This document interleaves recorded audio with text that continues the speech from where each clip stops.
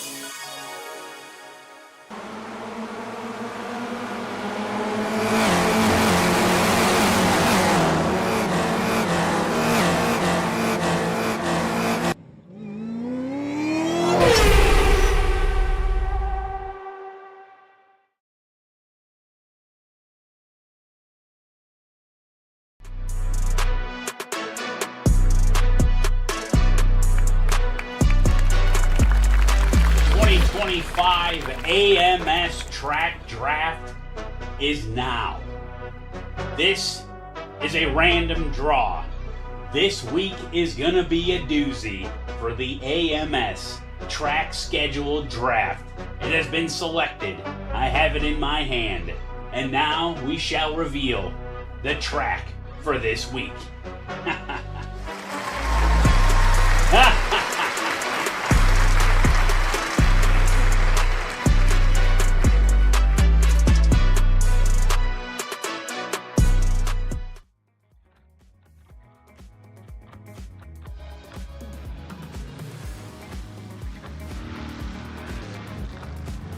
Good evening and welcome back to Slow Motion Broadcasting and welcome back to the American Muscle Series. We're here in the streets of Chicago for Season 9, Round 2. The Mustangs are going to take to the tight confines of the streets of Chicago. My name is Randall McGrew. I'm joined in the commentary booth by Andre Dirk Grandbouche, and we have Joshua Wilkie on the buttons and the knobs and the virtual production trailer. Andre, this is going to look like a cup race tonight, I think. I'll tell you what, Randall, I hope you like 90-degree corners because we've got quite a few of those here tonight. This track is something. When NASCAR debuted this layout for their series, it was a bit controversial with how simple it is, how narrow it is. It is a deceptively difficult track. And going through the chats and listening into the drivers, not a lot of these guys have ever been here before. I saw a few drivers buy it right before this session went live. So this is going to be something. It's going to be a tough learning curve, but if anybody can figure it out, I think it's these guys. I know one of those drivers was last week's overall winner, Luke Sudengay. He had to go purchase the track right before the session went live. And you're right, there were a few people complaining about that. That's why they get the 20-minute buffer before the practice session starts to find out what the track is, just to give everybody a chance to buy it and not have to sacrifice any of their limited practicing time. We joined the cars. They are in their qualifying session. We didn't really go through the format of this last week, so we will go through it this week. The drivers have 10 minutes to set 3 lap times, the best of which will set their position on the grid. So around here, they'll have plenty of time as Luke Sudengay is about to start his first flying lap. We'll go on board with him. This is a really tricky track. Like you said, lots of right angle turns, including this first one. And like Long Beach, that pit exit is right there on the exit of turn 1. So they're going to have to be very careful with cars coming out of the pit lane. Bring the car back to the left to open up turn 2, which is a very tight right-hander. The track's still very wide at this point, but it's about to get a little bit more narrow. It'll be an easy flat section here for turn 3, and they'll set up and try to get a nice straight braking line for turn number 4. And this is going to be where the track starts to get a little bit narrower and keeps starting to get a little bit more narrow. It opens up a bit here on this straightaway, but as we get to the second half of this lap, the confines are going to get a little bit tighter. Those walls are going to creep in. You see Luke drifting his way over towards the right-hand side of the track to open up, but it's going to be one of the better passing opportunities after turn 1 to set up that left-hand corner. And then we're going to turn right at the end of this street and into a very tricky section reminiscent of the fountain at Long Beach, except going the other way, a very, very tight section around a very long left-hand carousel-like corner into another right-hander that's into a very narrow section of track, then a big braking instant as they turn and drive up the hill. This is about the only elevation change that they'll be seeing throughout this lap. Up the hill, back down the hill, another right-hand corner should bring them onto the front straightaway. You see the pit entry there on the right. Very, very tricky pit entry for these drivers. Luke Sudengay is going to go across the line, and we'll see where he shakes out. What? Only good enough for 4th now. Luke was one of the fastest in practice. He had the fastest lap in practice for quite some time. Then Luis had it, and then Luke had taken it back. Right now, Luis Henriquez leading the way with a 1:38.659 on the provisional pole. He's got 1 lap done. He's on his 2nd lap. We'll see if he's able to improve or not. But the timing screen, we're seeing Kevin Berg up there in the amateurs all the way up in 7th position, and Mark Cohn leading the way for the challengers back in 10th position. One thing that you might be noticing, the viewers watching at home, especially when we were riding on the onboard, but even now as we watch from the external perspective, these cars are getting thrown around. These potholes on this track, I've never seen anything like it. Every time I watch a race on iRacing here, you can see just how back and forth he had to be on the wheel there. You will see some of these cars get one corner up in the air due to these potholes, and it affects the handling. Car slams back down, gets some grip, but loses it in the air. It's one thing to navigate this place by yourself here in qualifying, but when you get a bunch of other Mustangs around you, those potholes are throwing everybody every which way direction. It just adds to an already challenging layout. And again, I don't know what's going on with the road crews here in Chicago, but I think it's hard for them to say they're sorry. Yeah, they can't get a break. Everybody's complaining about the roads all the time in Chicago, but we do have one race under our belts for this season, so that means we have some point standings to go through. We'll bring those up, starting with the Pro Division. Of course, Luke Sudengay, after winning last week, basically leading every lap and getting all the bonus points, is going to be leading the way in the Pro Division. Second place, Matt Malone, who's not here tonight, so he's going to be using one of his drop weeks. Not far behind, Luis Henriquez in 3rd place. And if we jump over to the Challenger Division, we'll see over there that we have Matt Thompson leading the way after a stunning race last week, with Mark Cohn trailing behind him in 2nd place. they had a lot of cars between him, so he was able to open up a 10-point gap just after the first race. So Frito Sport dominating the Challenger division with Dahano Toot there in third place, knocking on Mark Cohn's door. And then we'll jump over to the amateur division, a much smaller division the past couple seasons, but we still have some amateurs in here duking it out. Freddie Weaver leading the way over Kevin Berg. Kevin Berg looking very strong in qualifying so far. Andy Bell there in third place. And there's a couple drivers not very far away from that podium in the amateur division. So a lot to play for still there among the amateurs. So keep your eyes on those red number boards on the timing pool. And we'll take a look now. It looks like maybe Kevin's dropped down a little bit. Some drivers have come in and improved some of their times quite a bit. Luis Enriquez continues to lead the way. Kevin Parrish is in second place. Neil Kemp in third. And there we go. Taylor Ballant is going to set the new provisional pole time with a 1:38.544 here. With not much time left on the clock, they got just under 3 minutes. This should be the last lap times coming through for most of these drivers, unless they waited to get their laps in instead of going as soon as it opened. And there we go. Luke Studengay is going to do him one better with a 1:38.540, 4 1,000ths faster for Luke Studengay is going to put him provisionally on pole. I don't see many people out there on track still. We got Neil Kemp still circulating. Brandon Brush, I think they've already completed possibly their laps and they're just getting some extra practice. And we see some drivers coming to a stop out here. Dave Moore among them. See, I think everybody out there has already finished their 3 flying laps, except for maybe Jay Little and Brandon Smith are still out there. Chuck Labano is already finished with his. He's just getting some extra practice time, and Chuck had a very good race last week. I think maybe we might see him up there again, but he's got a little bit of ground to make up. Yeah, Chuck's one of those drivers. You can never really judge how he's going to do in the race based on qualifying. I've seen him fall back from the front, and I've seen him drive to the front from the rear. So he'll get it figured out, I'm sure, if he doesn't qualify the best. He, like you said, had a very good run last week. It was a good charge through the field and a good finish for that Mustang. But today, I think really the name of the game is just going to be patience, right? Don't make any crazy moves. Don't throw it 2 or 3 wide, even when it's really tempting, because this track reaches out and it bites you. That section right there where it gets real narrow, the McDonald's wall, every time I watch a cup race here, it is just a matter of time before somebody tries to make a pass going into that corner. The wall narrows up, and then you got a broken toe link. So you got to be extremely careful. Same thing applies for these Mustangs.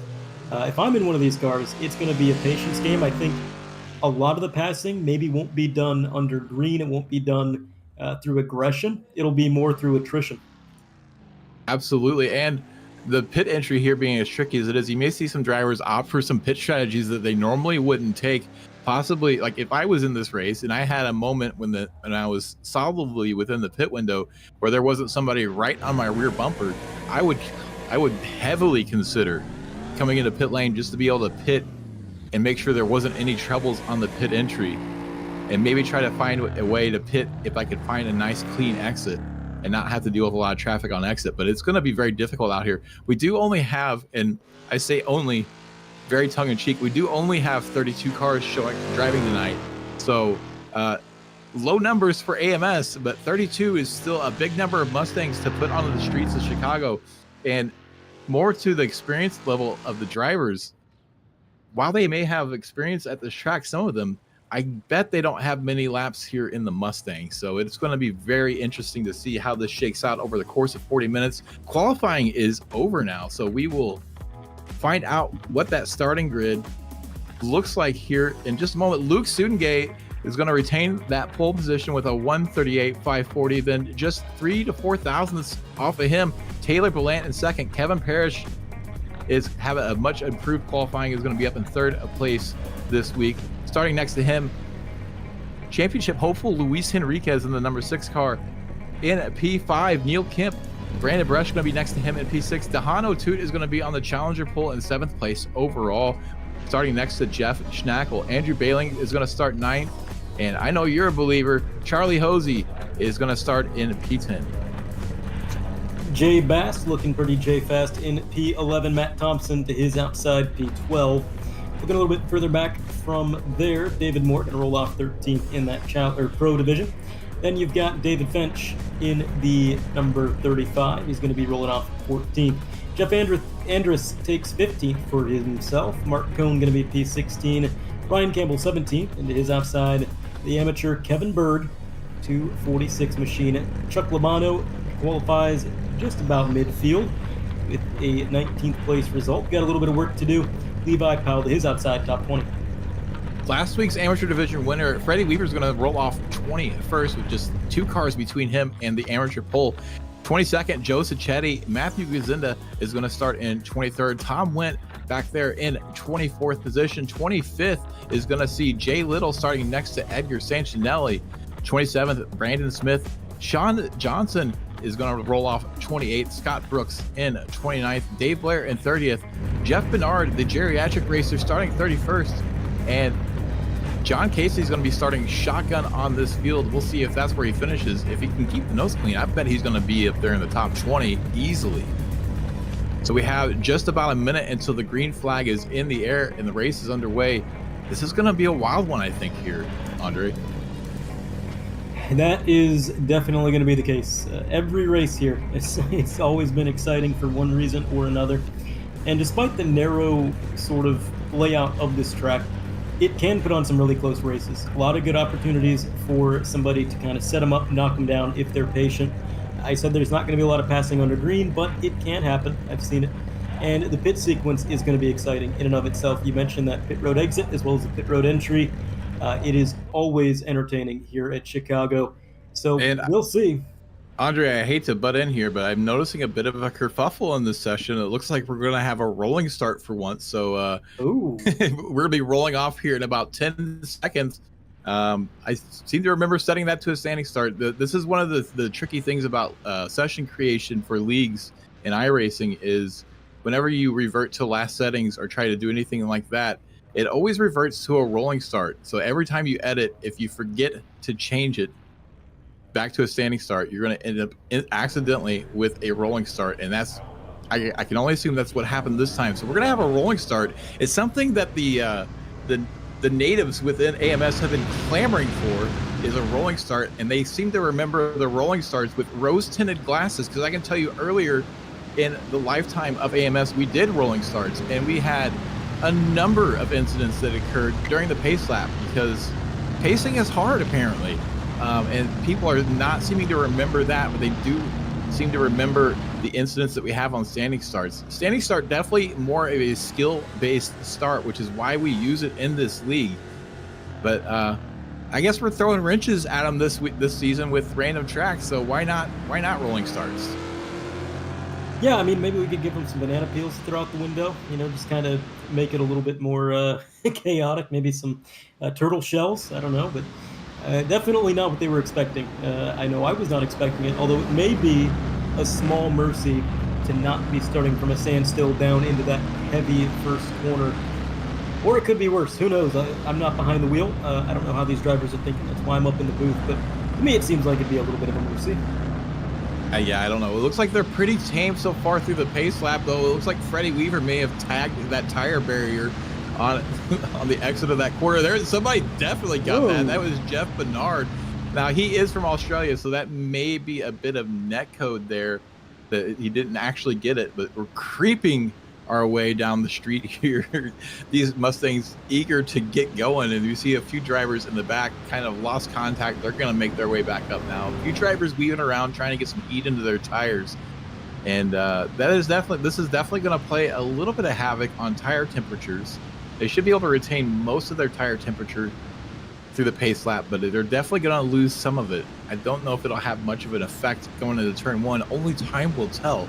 But we're just waiting now as the procession makes its way slowly around the track. They're going inadvertently single file as they try to make it through some of the narrower sections of the track. We're just a few corners away now. It is maybe ominous that they don't even want to pace through some of these corners too wide. Feeling a little bit dangerous there maybe as we round one of the lesser angles of the track. Bit of a crescent they got to work their way through. That is an action-packed spot for sure. Then over the bridge, a lot of you can feel the gravity. When you're at speed, you go over that bridge, you can feel the car kind of get a little bit light at the top of that hill. Really affects the handling, affects the steering. A lot of fun. The pace car is going to dip into pit lane, and the pack is now in Luke Sudengay's hands. The green flag is in the air. We're underway. Luke Sudengay hits the throttle. Looks like he gets a decent jump, but he's going to get a bit of a push from behind. They're going to fan out a little bit. They're still 2x2 as they make their way down to turn one. Luke Sudengay going to have the way clear over Taylor Ballant. Going to lead the group through turn one. So far, so good, looking pretty tame, but this is the easier part of this opening lap. Let's see what it shakes out to when they get into that narrow section around turns 8 and 9, if they continue to be this clean. But now it looks like the lead of this pack is definitely stretching out single file. We've still got a couple of cars too wide back there in the mid pack as they're trying to shake this out, but they're going to get single file here very quickly. Looks like Charlie Hosey is the last of the single file cars. We've got a couple drivers here, Andrew Bailing and Matt Thompson, fighting too wide through this section of the track. They're going to be losing contact with the cars ahead that are single file, but so far so clean. Yeah, it was a really good start. I think that rolling start might have actually saved him just a little bit. It got him on edge, gave him a bit of a sight lap. Luke Sudengay still leading the pack, as well as Kevin Parrish not far behind, but all throughout the field we've got good battle so far. Number 139 Machine doing what he can to maintain that position. Stuck on the outside down the hill. I hate to butt in here, but it looks like we've had a change of lead right now. Kevin Parrish is showing as in the lead of this race, so it looks like Kevin is duking it out with Luke Sudengay as they come through the crescent, and Parrish is going to get that move done, though maybe not without getting a little bit of damage there on the outside of the car. And then we got Luis Enriquez and Neil Kemp going to be fighting for position through this tight section of the track. Luis is going to get that move done. Neil Kemp going to tuck into line, and then right behind them, Jeff Schnackle and Brandon Brush going too wide. We got some heavy fighting going on here at the end of the first lap in the top 10 of this race. Sorry to step on your toes there, but I knew that was an exciting moment that we're gonna possibly miss out on. Kevin Parrish gonna take the lead of lap 1 and gonna maybe be the first time to poke anybody, for anybody to poke Luke Sudengay in the eye and take a spot away from him.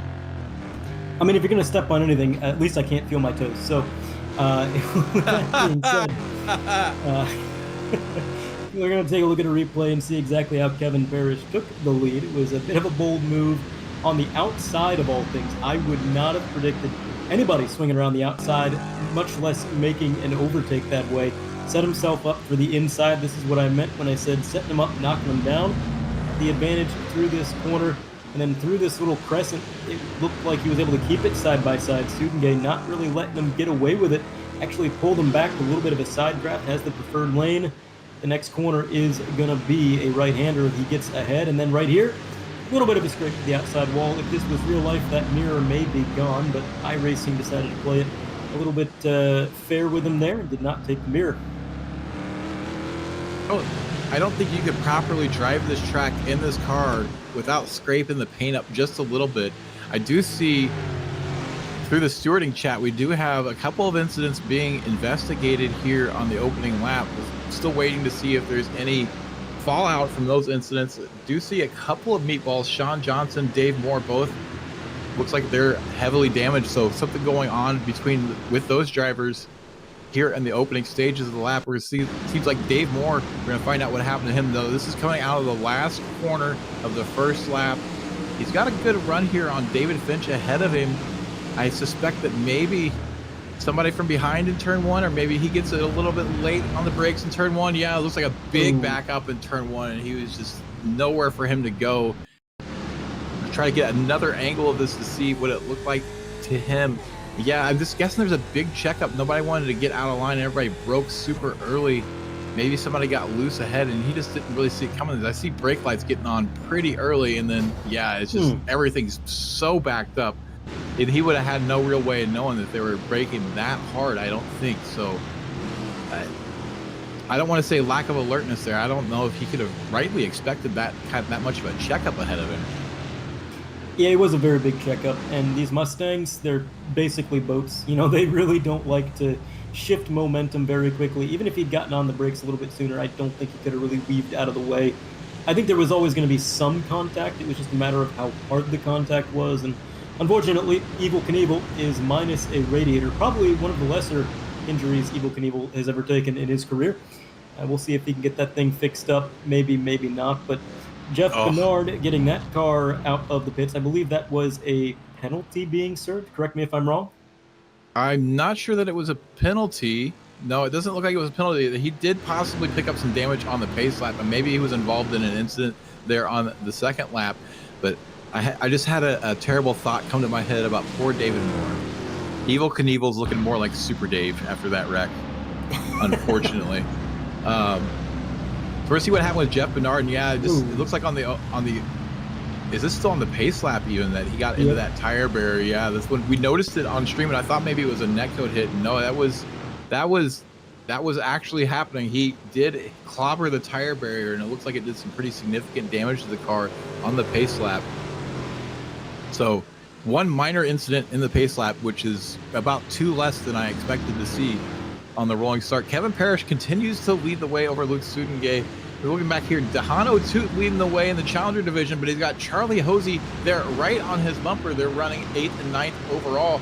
And then if we look all the way back to 15th position, we see Kevin Berg leading the way in the amateur division, and his car looking a little worse for wear. So it's not been an absolutely clean race as he's trying to fend off Chuck Labano right now.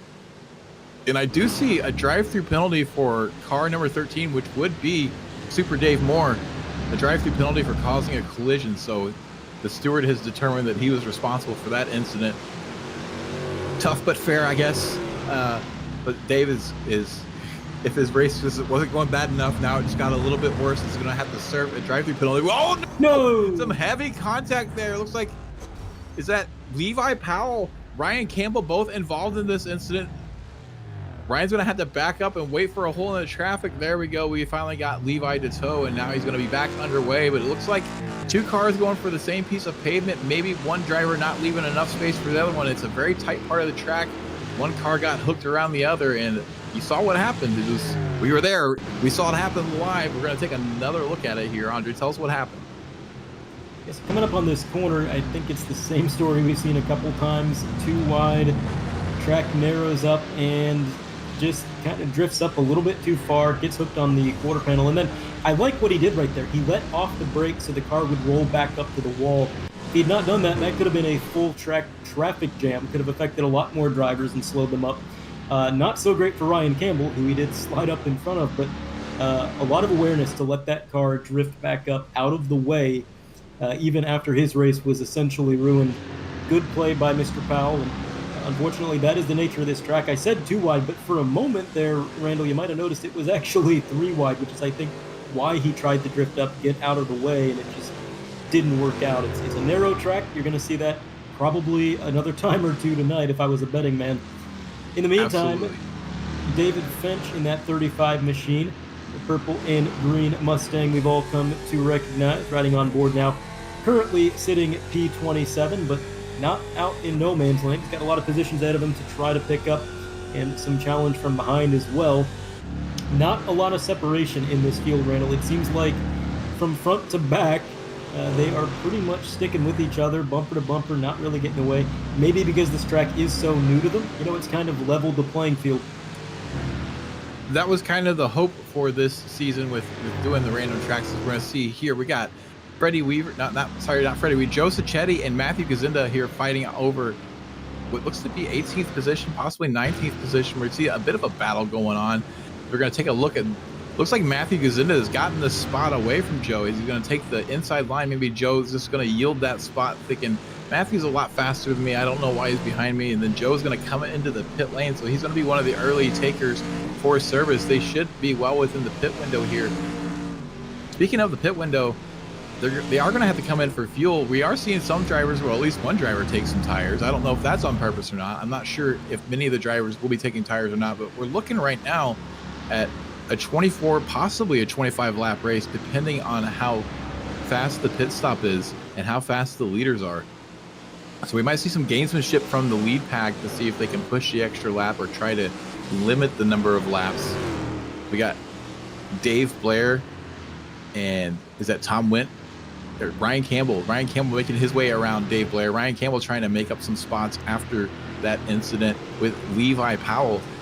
And gets his way around Dave Blair. Dave Blair racing in the Challenger division this season after winning the amateur division last season. After, I gotta say, if that was season 8, I think it was 8 tries, Dave Blair finally found his way to the top step of the podium for the amateur division, and now he's going to try his hand in the Challenger division. As we see, Joe Sacchetti is now underway once again. He was stopped for quite a long time. I gotta think most of that was tires, possibly unintentionally.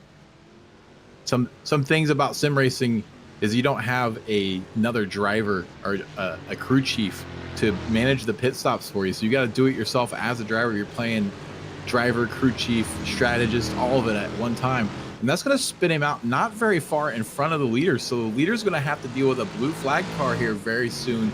Kevin Parrish is going to be the first one to get there. And normally I like to be in that position. I would say the leader has the advantage when it comes to dealing with lap traffic. There's a lot of leader luck. A lot of times the leader can get around a lap traffic or a lap car, and the other drivers behind will have more troubles doing the same move, and the leader will be able to build up a bit of a gap. He's got a bit of a gap here, but it looks like Joe's going to get out of the way for all 4 of them. We got a bit of a breakaway here in the top 4. Neil Kemp is in 5th place, sitting about 3.5 seconds back from 4th place. And it looks like Joe has decided to hang it up. He said, I'm done. I'm just done. That is really unfortunate. I know that, I've seen mistakes like that in this league plenty, and I've made mistakes like that. I mean, iRacing, when you're scrolling through the black boxes and you're trying to figure out what you want to do for your pit stop, it sometimes is just not very accurate, and sometimes it'll even bug out. It'll change the settings that you put in there, and when that happens, it can cost you enough time that it basically ends your race, and that's what happened there. I don't think those fresh tires were going to be enough to hold off the leaders, and even if they could, we're not getting any full course cautions, so no rack 'em and stack 'em. He was just kind of stuck. But as we ride along with Tom Went in that 26th position, see a bit of a freight train of cars ahead of him. A few possible positions to pick up headed into that crescent part of the track here. One of the faster sections. Kind of difficult to even see what's going on ahead of you from the driver's perspective, because you want to be right up against that left-hand wall. And of course, these are left-hand drive cars, so yet another thing about this track that'll throw you for a loop. But I think, Randall, he might be gaining a little bit on this pack. Yeah, he is gaining a little bit on this pack. Dave Finch had passed him earlier in this lap on his recovery run after being hit from behind by Dave Moore. We're going to see there Dave Finch is going to make his way around Dave Blair. And yeah, he was definitely held up, and it looked like Tom was closing the gap a little bit. He's got John Casey right there behind him. They don't look very interested in racing each other at the moment, but they did seem to be closing the gap a little bit, as we see Luke Sudengay here trying to hold off Taylor Belant. It looks like maybe both of them brushed the wall there at the exit. It was at turn 9 or turn 10. Very brief brushes with the wall. It's tough to tell which of these hits are real and which of these are actually netcode hits. They didn't seem to lose much speed, so if they hit, it was very light and didn't do really any damage to the cars. Luke Sudengay doing a good job of holding off Taylor Belant here, but Kevin Parrish is starting to slip away from Luke right now. He's got a 1.4 second gap back to Luke, so he's got a bit of a bubble here, which is going to be really good for him if he can maintain this gap whenever he decides to pit. He won't really have to worry about checking up and getting hit from behind. It's definitely a concern with a pit entry like this. Whenever you turn in to the pit lane, catching the car behind you off guard and getting turned around. We've seen it happen at tracks with not so tight a pit entry. So it's bound to happen here tonight. And you hate to be the guy in behind, because you end up with a penalty for something you definitely didn't mean to do. Yeah, and it's a fine line. iRacing has hotkeys where you can let everybody behind you know, I'm going to be coming into the pits, but you don't want to give up your strategy, right? Not everybody wants the competition to know too early what hand they're holding, so they'll either wait for the last second to hit the hotkey, or they just won't hit it at all, trying to kind of protect their strategy and catch the field off guard, and that will have ramifications sometimes if somebody's a little bit too close and they did not expect you to weave over. And I know that strategy is a big thing in this league. I say it every week, but I have seen so many races outright decided by who came in when, and who got tires, who didn't, who overfueled, who underfueled. It is a big thing to nail that pit stop. You get one of them every race, and it's got to be right. So we are quickly approaching that time. 14 minutes into this 40-minute event. pit window, I believe, is technically open, but a lot of the leaders and a lot of the field is going to wait just a little bit longer here. Ooh, big Bernard. checkup out of Jeff Bernard, and he's going to get the chrome horn from Luke Sudengay trying to get around him. Oh. And now Sudengay is going to be under pressure from Taylor Ballant. That front end damage isn't going to affect the car too much on a track like this, but Sudengay manages to hold him off. He's done this 2 weeks in a row where there's been a big slowdown or checkup or mistake, and he's had to hold off somebody and successfully defends his position one more time. Taylor Ballant going to show the nose coming into turn one, but not going to go for the move. So Luke Sudengay lives to fight another day, but man, Kevin Parrish just got a lot smaller in their windshields. Yeah, Kevin Parrish now a 3.5 second advantage that did not exist just a few moments prior. And you mentioned it, you called it, Randall. The leader does not have as hard of a time in road racing getting around the lap traffic. They tend to play nice with the leader. And then after that, it gets tougher. But in that case, I would have difficulty saying anybody's to blame. I think Bernard was just a little bit off pace, and it is the nature of this track that he didn't really have anywhere to go to get out of the way. And the drivers behind didn't really have anywhere to go to get around him. So it just kind of amalgamate, if I'm going to make up a word here, into a cluster of cars, and it does not work out too well. You get this nice wide open straightaway, and it just tightens up so much. That is what makes this track what it is. So Luke Sudengay now has quite a bit of room to try to make up if he wants to get back up the lead. Taylor Ballant had a gift wrapped and sent to him on a silver platter, not quite able to make the pass quite yet. But Luis Henriquez, Mr. Consistency back there, still P4. As we ride with Ryan Campbell, this guy has been involved in enough chaos for one night. He's probably just wishing he could click off some nice, clean, easy laps, but racing gods are thinking otherwise, Randall, because he's got a whole lot of traffic ahead. And he's got it in the form of Ed Santinelli right now, who's going to be really difficult to get around. And I'm hearing in my ear that we maybe have another incident on track to take a look at. And I'm seeing a big meatball flag next to Tom Went's name. So I think maybe Tom got involved in something. We're going to jump back to him. And he's trying to catch up to the drivers ahead. And I'm not sure what happened. If this is a self-inflicted mistake, or yes, it is. He just came in a little bit too hot and makes some heavy contact with the exit of that first corner, and then drives it straight into the tire barrier into pit lane. We're going to get a good onboard look here. This is a tricky braking zone. You have plenty of time to get the car straightened up, but it's kind of difficult to pick out your braking spot, and he just comes in way too hot.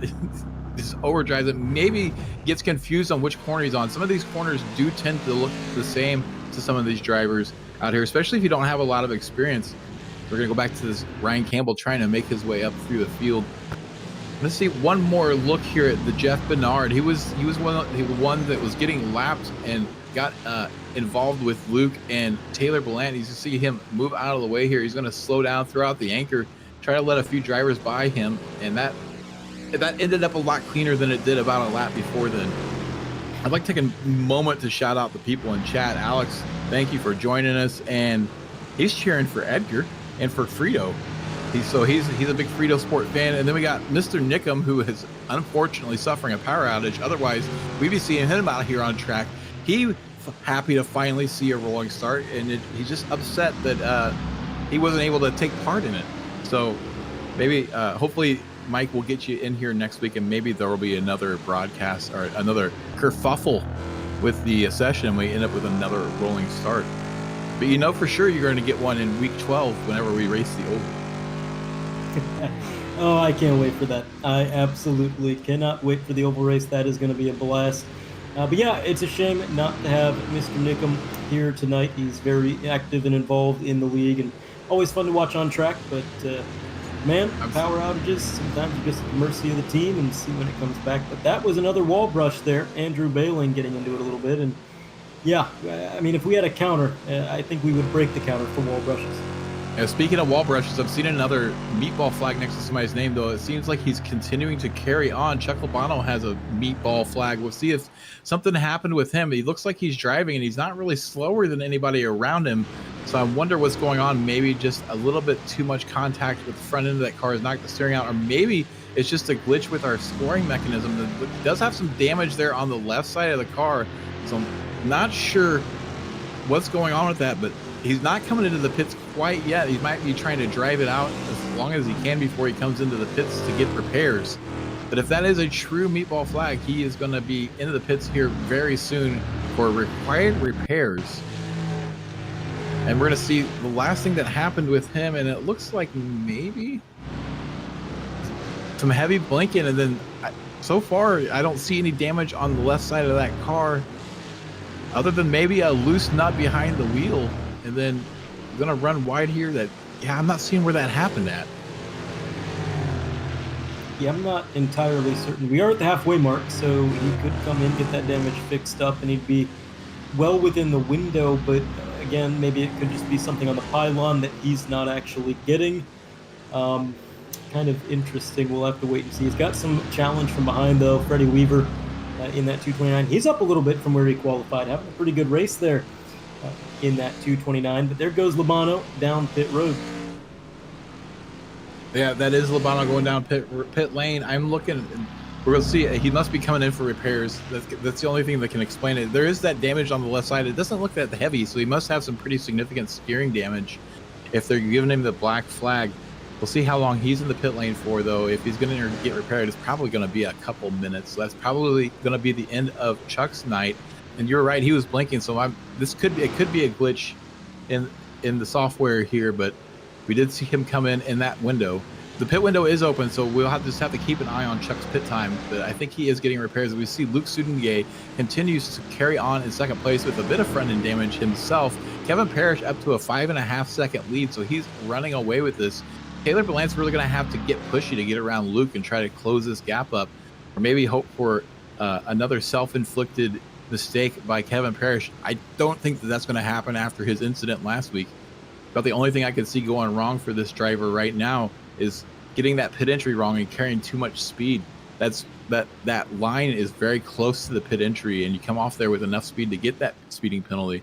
So if you get it wrong, it could spell disaster for you. But Chuck is back out of the pits. He was only stopped for 34 seconds, and I'm no longer seeing a meatball flag for him.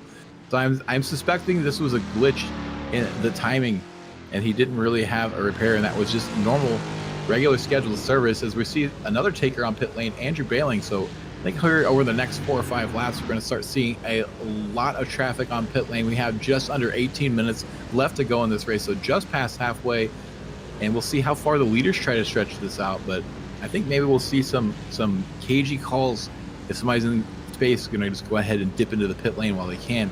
Andrew Bailing's going to be underway once again. Jay Little enters pit lane behind him. He was stopped for only 12.9 seconds, the fastest so far. And I'll tell you, Kevin Parrish has a lot of room to work with here.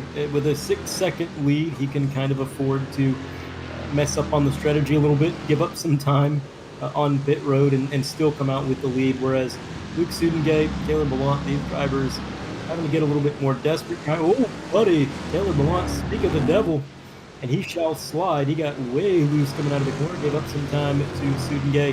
That actually held up Henriquez a little bit. So now he's going to be on the bumper heading into this right-hander. It looks like Henriquez has been very patient so far tonight. I think he's been just as fast, if not a little bit quicker than the cars ahead, but not quite been super aggressive trying to make these moves. On board now, Taylor Ballant, sitting there in third place, still on the podium, but not without challenge. Neil Kemp, a little bit further back in that 99. He's about 9 seconds, 10 seconds off the lead, but still really good run for that 99. Jeff Schnackle, how about that? Up inside the top 10. Last year's amateur, this year's pro, trying to get a top 10 here in Chicago. Yeah, we saw Dahano Toot is now in pit lane. He was, until he came into pit lane, leading the Challenger division. He's going to drop down. That's going to give Charlie Hosey the Challenger division lead, though we suspect that Dahano Toot will regain that lead after the pit cycle.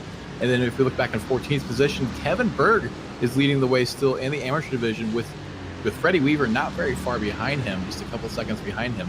So the fight for the amateur division is still going strong. Dahano Toot pulls out of pit lane with a 12.8 stop time, so he's also looking pretty snappy compared to those that we've seen so far, but he was a little bit slower total pit lane time compared to Andrew Bailing. So Andrew able to attack that pit entry a little bit more and was able to be on pit lane for a whole half of a second less time. So we'll see how this all starts to shake out once we get more cars coming down pit lane. I really fear that we're going to see somebody get involved in an incident with a car coming out of the pit lane here once it gets thick on pit lane. Yeah, I've definitely seen it at this track more than a few times. It's tough, man. You get out of the corner and you immediately have to try to blend and just hope that nobody's arcing it out wide in that corner. If you get lucky, you can kind of have a clear track, but you do have to have that luck on your side. On along with Matthew Guzenda in that 152, currently 23rd, but not everybody has cycled through, so subject to change. And it would seem that up front, a lot of the leaders still stretching it out. They seem to be going as far as they reasonably can. Reason being, the further they go, the less fuel they got to put in the cell, which means a shorter pit stop. So we'll see how far they can stretch it. I can't help but notice possibly another issue with this session, Andre, is we're looking back. We can see the lap down car of David Moore. They're lurking behind Matthew Guzenda, and that car looks exceptionally clean. So I wonder if possibly these drivers are also getting some fast repairs that they shouldn't be getting, because that car looks like it's never been driven off the showroom floor until this moment in time. And we definitely know that unless he's got quite the pit crew, well, he's got a little bit of a scrape there on the side, but yeah, that car had a lot of damage. I mean, maybe he just rolled the backup car off the trailer. I mean, is it explicitly illegal to have a backup car, Randall? I think it was possible, so it's not in the rules. So if they figured that out, then maybe there's going to need to be an amendment. As we see Ryan Campbell rolling off pit lane, he's just come in for service. He was stopped for 13.5 seconds, so not the fastest, but not incredibly slow. It doesn't look like any of these drivers have taken tires. And then the leaders in, Kevin Parrish is going to come into the pit lane. 13.5 minutes left in this race. Going to make good on that space that he had. It looks like maybe he was catching some blue flag cars and decided this is the time to pit. I'll go ahead and come in now, get away from this traffic, because a couple of cars are rolling off side by side in front of him. He's glad to not have to deal with that. Looks like Scott Brooks and Ryan Campbell going to have to duke it out over the pit exit, and there's going to be a little bit of a love tap there maybe, but they make it out relatively clean. I couldn't even tell if there was contact. You might be able to slide a couple of pieces of paper between them, but neither of them ends up in the wall, which is that's pretty amazing. That's remarkable. Kevin Parrish is going to roll off with a 14.6 stop time, so he was not the quickest, but he had plenty of time to spare. No need to rush for Kevin Parrish. A total pit lane time of 42 seconds. So one of the slower ones we've seen so far, but again, he had that huge gap, Andre. I don't think he was very worried about being super fast in the pit lane. No, I think he very intentionally took it easy, didn't want to give himself a penalty. It's a luxury he was able to afford himself after building up such a big lead. And I just got to say, in regards to what we saw a moment ago, it is a brave move to muscle somebody out of the way coming out of the pits when you know the next corner is a hard braking zone. Just going to throw that out there. Oh, no! Freddie Weaver. Going to have a little bit of a out of pit road.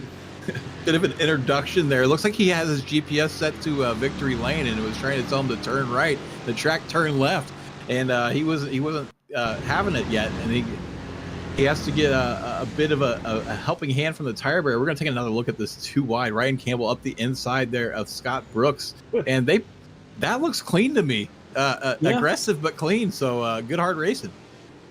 Yeah, he did not want to give up the time, and there was room, to give him credit. There was room for exactly 2 cars. Anything more, they probably would have been, but he was able to make it work. So here comes the rest of the leaders. Luke Sudengay, Luis Henriquez, Taylor Ballant, I believe, is actually staying out on track, but everybody else getting their cars serviced, as well as Brandon Brush getting that car down into his stall. We'll see. A lot of front-end damage to Sudengay's number 41 from that issue earlier. And look at this. The race. And Luis Henriquez is going to jump. Luke and come out of the pits. We've got a little bit of traffic there in the form of Jeff Andrews, who's not coming to the pits yet. But Luis Henriquez is going to get the spot away from Luke Sudengay. He's going to do his best to drive away now. I know that Luis plays the patience game before the pit stops in every race, tries to save his tires as much as possible, try to save his equipment, keep the car clean, so that whenever he comes out of the pit lane, he can turn on the afterburners, use that rubber up, and try to drive away from whoever he's around. Now he's got to set off some really quick lap times to try to close that gap down to Kevin Parrish ahead of them, and we're going to see how close this was coming off the pit lane. And this one is a little bit more clear cut. They weren't exactly too wide. They were too wide, but Luis was completely clear. So a bit of a different move than we've seen earlier. Now Luke Sudengate is going to have to do his best to get around Jeff Andrus, and he's going to have to be aware that Jeff hasn't pit yet. So Jeff might pit right in front of him, and that could cause more troubles. Oh, Jeff's going to get in the wall, cause another big check up there. That poor front end of that Mustang is going to be getting beat up even more. And Jeff's like, okay, I get it out of the way. He's going to let Luke Sudengate go through, and Luke's going to try to track down Luis and Kevin. But that gap that Kevin Parrish had is about a third of the size that it was before the pit stop. So Luis managed to make up a lot of ground on that pit stop, and is going to try to track down the leader. Is now Taylor Ballant, who was leading the race, does get to lead a lap. That is a bonus point. And so he's coming to the pit lane, and we're going to see, here come the leaders now. So he's going to get overtaken by Kevin, and it looks like he and Luis are going to be duking it out as they come out of the pit lane. As he comes out of the pit lane, they're going to go too wide down to turn 2. I think Taylor's going to have the preferred line here and probably going to get this move done. So Taylor's going to keep the spot ahead of Luis, which is exactly how they were running before the pit stop cycle started. Now they're going to have to close down that leader, which that gap is right about 2 seconds now.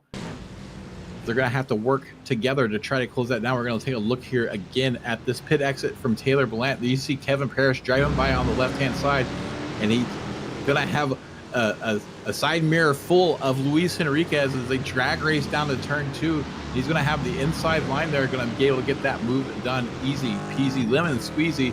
And now they got to try to figure out if they can catch Kevin or not, while Luke Sudengate is going to try to get back into this fight with these two. He's about a couple seconds behind them. So a bit of a stretching out here at the front of the pack. I'm seeing a bit of a stretching out across the entire track, really. Some of these drivers have beaten and banged and driven by braille their way around this course and gotten some damage onto their cars, and it's affected their pace. So we're seeing a bit of a stretching out here. That it looks like Taylor Ballant is really hanging it out there. We're not sure how much he's going to have left come to the end of this race. Yeah, I think there's a lot of drivers that are not going to have a lot left by the end of this night. This track is proving to be quite the challenge. Still about 2 seconds between Parrish and Ballant. Even with that wall scrape, didn't give up a lot of time. But this guy right here, Luke Sudengate, he has been through so much tonight. The front end of that machine has to be just crying for mercy. I cannot believe the radiator is still functioning for the amount of front end hits he has taken, but still in the top 5, still a really good points day, and just trying to make the most out of this season. He has been on fire ever since about halfway through last season. That momentum has never gone anywhere. I mean, this has been probably his most challenge-filled race, and he's still doing better than the majority of the field. So he's looking pretty good. Absolutely. We have just about 7 minutes left here in the night. That it's very, very profitable to own a body shop in the city of Chicago. And before we get into the closing stages of this race, I'd like to implore you, please hit that like button, hit that subscribe button, click that notification bell. That way you know every time Slow Motion Broadcasting goes live with more racing action, and we got plenty of it. And we got about 7 more minutes of it here tonight, and it's about to kick off between these two. I'm not sure how long they're going to sit here and try to work together to close down the gap, and before they decide it's just not worth it, we're going to be racing for second and start going after each other. Right now, it's like Luis has backed off just a little bit, maybe just trying to give a little bit of space so Taylor doesn't watch in his mirrors as much to hopefully pick up the pace. And lap traffic ahead for the leader. Kevin is coming up on Scott Brooks and John Casey, so this could throw a wrench into this situation here. We are going to have, now that we're through the pit cycle, this will be a 24-lap race. They are now serving lap number 21, so 4 laps to go, and it's going to be an exciting 4 laps. We got some lap traffic to deal with. We have the top 3 starting to come back together as Kevin Parrish makes his way around Scott Brooks now. We'll see if Scott is able to get out of the way of these other 2 drivers. We have a couple more battles going on. Andrew Bailing, Jay Bass, Brandon Brush all together, and this is going to be the battle of the neon cars going into turn 1. It is going to be Andrew Bailing on the inside of Jay Bass, and he's going to get that move done, but Jay's going to try to do the switch over. He's going to be back on the unpreferred line and be back on the outside. We'll see if he tries to do another switcheroo here again, but he's not going to have the run So he's going to have to tuck back into the line and fall back into the clutches of Grandbouche, but a good three-way battle here in the Pro Division. Ahead of them is Dehano Toot leading the way in the Challenger Division in 7th place overall. He's got a pretty big lead in the Challenger Division. And then Kevin Berg continues to lead the way in the Amateur Division in 15th. We're going to keep on this battle because Jay is all over the back of Andrew. Yeah, he is going on board. That is the difference. Just a car length or so on the straightaway. Going to close up a bunch. Going into the corner, taking a very wide entry. 115 into the corner. Just about 116. Getting as close to that inside apex as he can without brushing that wall and able to maintain this distance. These two drivers very equal in pace. And again, this is for 8th place. Continuing it through the crescent portion of the track. Brake lights go up, just a little bit of a tap to get set up for the corner. That is what it takes. Get this car to really rotate, sling it into the corner, and a big counter steer there out of Jay Bast. You can tell he has given this car everything it's got to try to get that 8th position, but boy, he is just still trailing. The good thing about these two cars and their paint jobs is they could trade paint and nobody would be any of the wiser. They both look like a couple of Easter eggs. And yeah, these guys could start banging and bumping and grinding and nobody would know the difference. So maybe we'll start seeing some elbows out here out of Jay trying to get this 8th position away from Andrew. But these three drivers have all been very quiet this race. We did see Jay with a pretty big move coming out of the last corners. He's going to have a touch of the wall there. We did see him have a good move in the last corner about 5 or 6 laps ago to get himself set up in this position. And now he's got a little bit of a gap ahead after that wall touch. Got some pressure from behind, but these three have all been relatively quiet. We haven't talked about them a whole lot, and it's paying dividends. And that they're all having a great run here, going to have, are all sitting in a position to have a really good top 10 finish.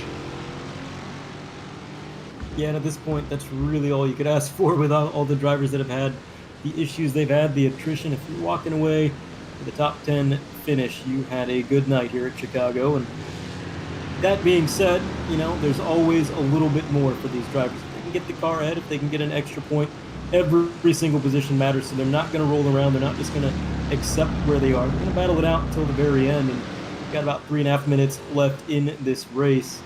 So that is plenty of time to try to make a move. But I'll tell you, I think Jay Bast is really cooking the tires on that car. Oh, Taylor Blant, is that Taylor Blant? Oh, sorry, no, I thought that was Taylor Blant checking up. That is the lap down car of Jeff Bernard getting out of the way once again. He's going to give Luke Sudgay a bit of a scare as he switches sides. Luke has had enough of this lap traffic. He doesn't want to see any more of it.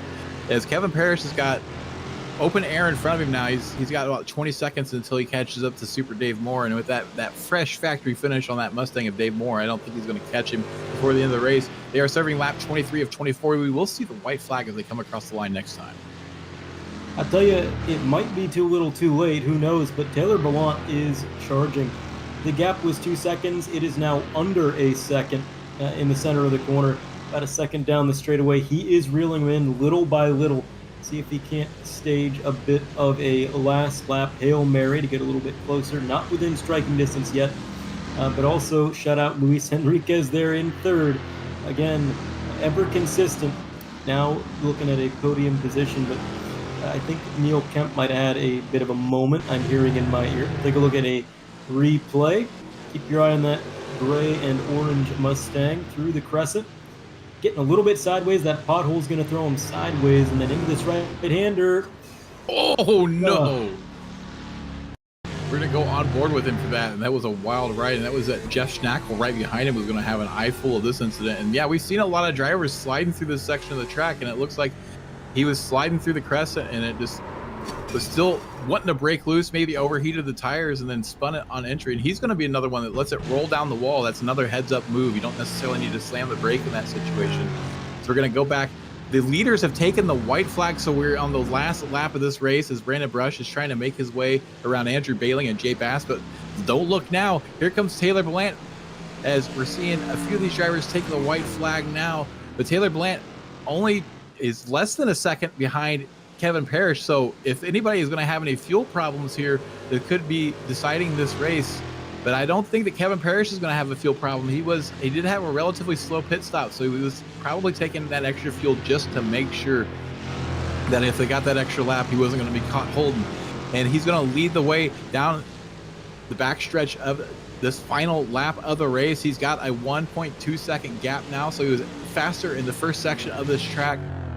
And now as they make their way through sector 2, he's maintained that lead, and it looks like Taylor Blant is falling off just a little bit here. Maybe he's overdriven the car in the 40 minutes. We've seen him sliding around a lot. He's basically selling it all now out just to try to close this gap up. But Kevin Parrish, once he got around Luke Sudengay on the end of the first lap, he hasn't looked back. Other than the pit cycle, he's led every single lap as he comes through the McDonald's corner for the final time. We're going to look to cross the bridge, and he's just a couple corners away from being home now. At this point, we're going to keep on with this lead battle, and he's got it wrapped up. It's opened up. Still, it's over a second, so he's got plenty of room, and he's going to come around the final corner down the start-finish straight.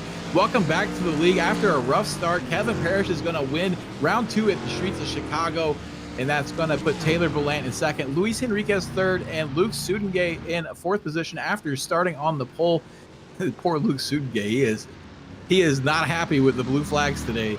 He has had a lot of issues with traffic, and I gotta say, it's one of the worst jobs to have. Is Dahano Toot's going to cross the line in 6th place overall for that Challenger Division win. Andrew Bailing is going to win that race over Brandon Brush and Jay Bass. Looks like Brandon Brush made his way around Jay Bass there in the closing stages of the race to get that position away from Jay.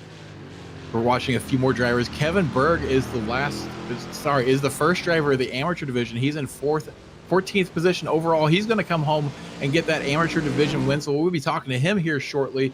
Ryan Campbell, after that incident with Levi Powell, is going to come home in 15th place. So that's a pretty good recovery run. Yeah, really good recovery after the issues that he had. Not bad to be top half of the field, and big moments here. One car into the wall, one car sideways in response, and one car a little bit further back just watching it happen, hoping that he doesn't get collected. They're going to come down the straightaway, finish this race out, and boy, oh boy, Brandon Smith crosses the line. Kevin Berg takes the amateur win, as you mentioned, and we'll take a look at Brandon Brush here. We'll see how this move got done around Jay Bass, and it looks like this is them taking the white. No, this was after. I'm not sure what happened. I can only assume that possibly Jay had a penalty or something. He must have had a penalty that he didn't serve, because that was the end of the race, and he was definitely ahead. So we're gonna see, where does Jay Bass shake out in the final classification. It shows him in 9th right now. But I'm not sure if that's going to hold up. I'm not sure what happened there on the last lap, but it did look like he beat Brandon to the line. Unless that car pulled over to the left was I can't tell if that was the checkered flag or not that they were getting as they drove past. But I'm assuming that was the checkered flag that they got with Jay in front. So waiting to see what happens there with the final standings. The gap there was not big enough, or it was big enough that he would have still lost a few positions if it was a 30-second penalty. So we'll see what it shows in the final classification. We're trying to get those results for you, as we still have a couple of drivers waiting to finish. Let's take one more look here at this move. Yeah, Brandon was right there on his rear bumper, so I'm not sure exactly. We'll figure this out once we get the final results, and we're just waiting for those to come in. But we can say confidently that the winner of the race, Kevin Parrish, after that self-spin last week, busting the rust, coming back with a dominant race. The number 69 car is on the top step of the podium. Kevin Parrish, welcome back. Taylor Blant in 2nd place. Luis Henriquez, 3rd place. Luke Sudengay in 4th place. Dahano Toot, your Challenger Division winner there in the Asphalt Motorsports entry in P5 overall. So great race for Dahano Toot. Andrew Bailing in 6th place. Jay Bass showing in 7th place now. Lots of shaking up going on here. Jay Bass, 7th place.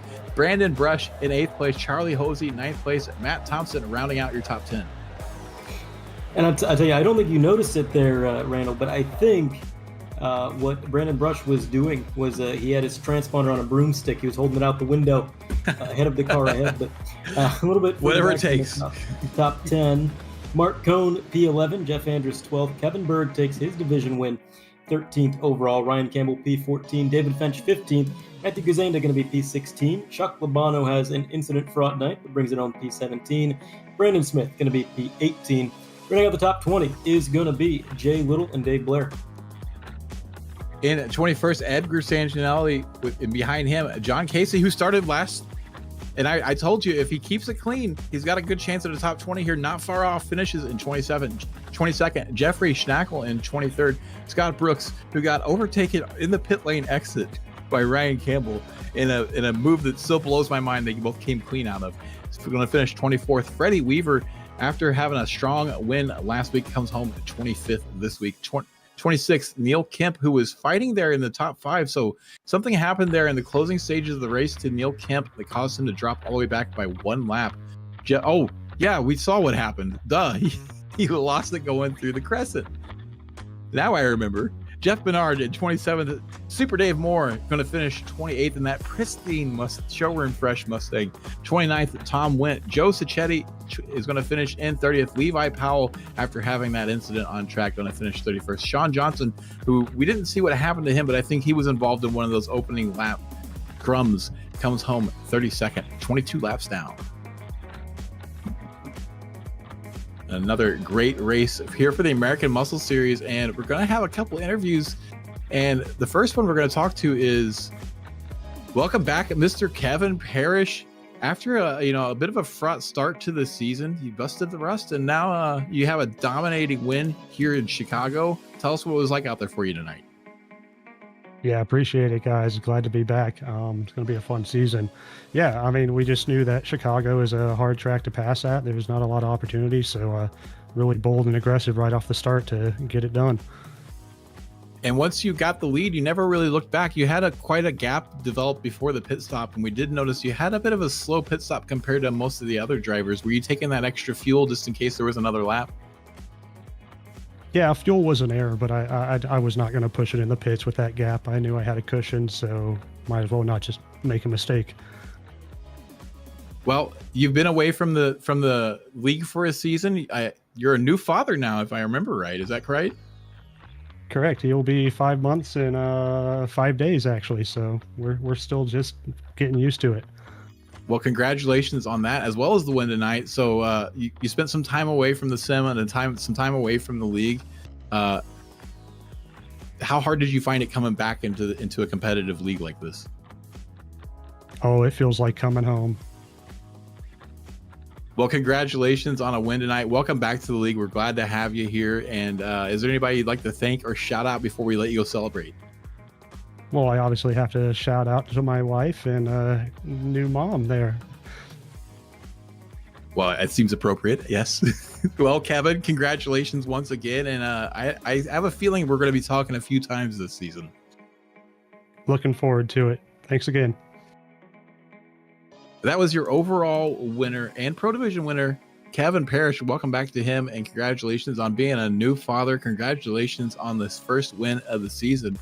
And I think Andre, did you manage to track down our Challenger Division winner, Dahano Toot?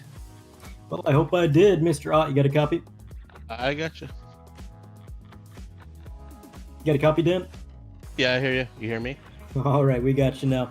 Well, Dan, that was a phenomenal race, getting a top 5 in that Associated Mustang. You had a lot of pace out there, looking really good, even better than usual, and you already look pretty good week to week. So tell me, was this a track that you thought you were going to do this good at? Yeah, I love this track. I'd call it my home track, I guess, because I'm from Illinois. And I bought this track the second it came out. So I love street tracks in general. So. Gotcha. So you got some experience, maybe a little bit of an edge on the competition. And I would imagine, though, this was probably the first time you took this particular car here, is it not? No, I have some laps here. I don't think I've raced here before, but Mustang's just kind of my car that I use to go learn new tracks. So it's probably the first car I drove here. Gotcha. Well, what do you think all that experience taught you that you might have known going in that helped you, that these guys might have been unaware of? What do you think they weren't ready for that you were? I don't know. I mean, it's not too different from any street track. It's all 90-degree corners. It's just you got to hit them all perfect. Get on the gas early. That's the biggest thing. Definitely seems to be the case. A lot of lap traffic tonight, and it seemed like you were able to get through it pretty well, except for one very scary moment. You had a car backwards, sliding against the wall through the crescent part of the track. What was going through your mind with that? I was just hoping he didn't try to flip a Yui right in front of me. I was like, please stay against the wall. That was about my only chance there.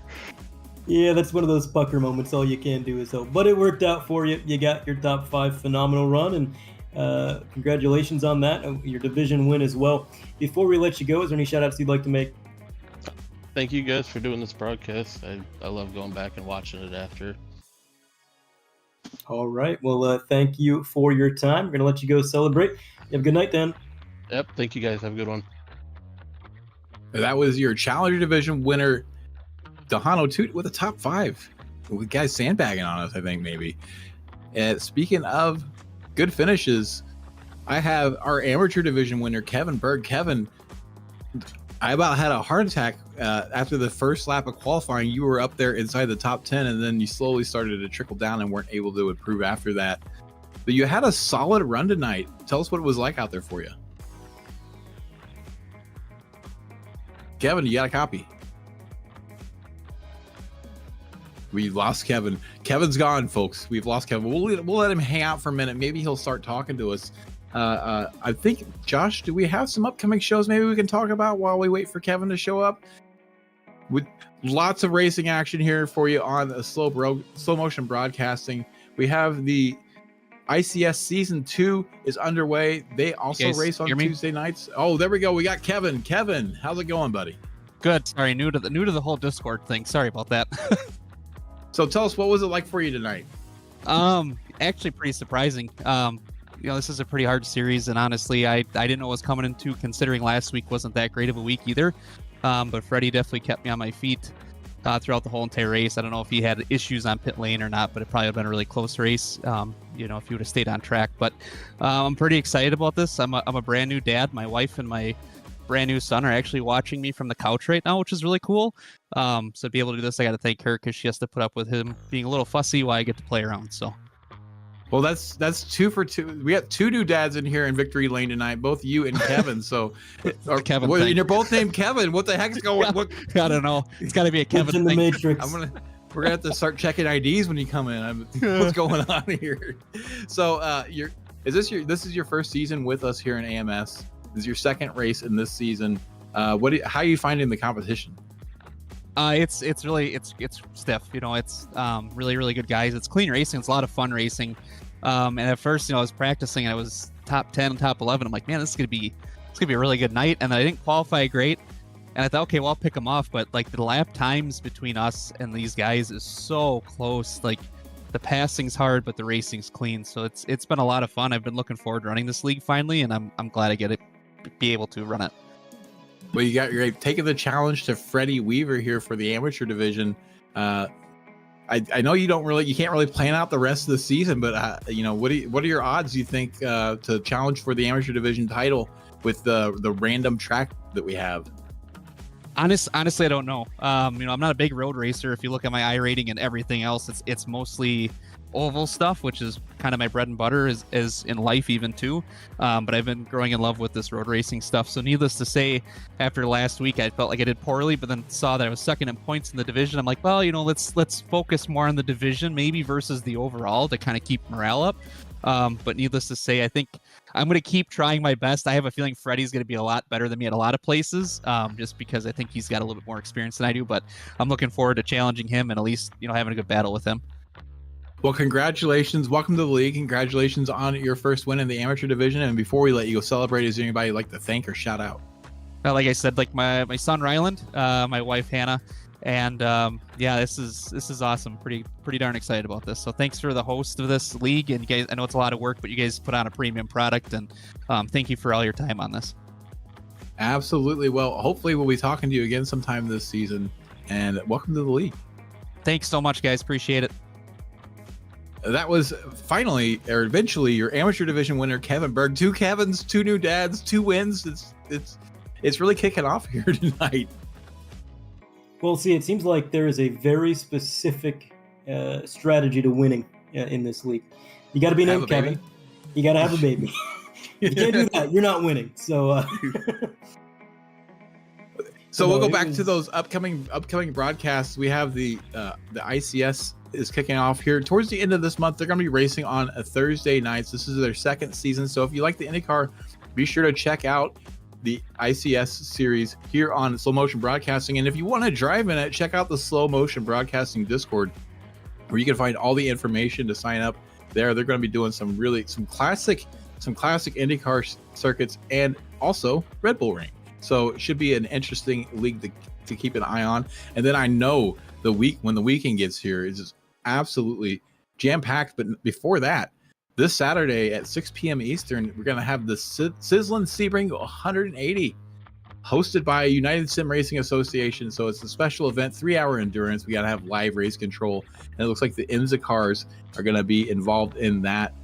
So GT3 LMP2s, $20 buy-in, 2 faster pairs, 4 sets of tires. You can run it solo. It looks like it's a solo only event. So and then we have the regular lineup on the weekends with the Weekend Warriors. They have the Formula Vs on Saturdays and the Formula Fords and the Spec Racer Fords. There we go. I got it eventually. The Spec Racer Fords on Saturday or Sunday afternoon, and then XSLR normally runs on Sunday evenings, and it's on a break for a while. So keep your eyes peeled for when they come back on the schedule. But stay tuned here on Slow Motion Broadcasting for all of your racing needs. SRG F4 is racing, and I think that's a Tuesday night league. So they run kind of parallel with us here in AMS. So if you're like the F4 and the Formula style racing, check them out. So all your racing needs here on a Slow Motion Broadcasting. I want to implore you one more time. Hit that like button, hit that subscribe button, hit that notification bell so you know every time we go live with more racing for you to watch. And any final thoughts, Andre? This was a wild race. It was exactly what I thought it was going to be. Usually this league surprises me. Usually I say, man, I didn't see this coming. But with this track, man, we knew it was going to be crazy. And it was. Lap traffic played a huge role in the race, and strategy as well. So it was a lot of fun. Street courses are always a pleasure to watch. Maybe not so much to drive, but definitely fun up in the booth. And again, I think this random track draft that we're doing this year, it was a good idea, and it's proving itself every week to make things really interesting, not just for us, but for the running order. I mean, we're seeing drivers struggle that we don't normally see struggle. We're seeing drivers do really well that we maybe haven't seen do quite as well. So it's really making it where you don't quite know what's going to happen, which makes it more fun. And looking forward to next week. Absolutely. Well, thank you so much for joining us here tonight on Slow Motion Broadcasting. Be sure to come back next week, same bat time, same bat channel for round 3 of the American Muscle Series at who knows where. But in the interim, my name is Randall McGrew. I've been joined by Andre Grandbouche, and we have Joshua Wilkie tonight in the production trailer. Thank you so much for being here with us, and we'll see you again real soon.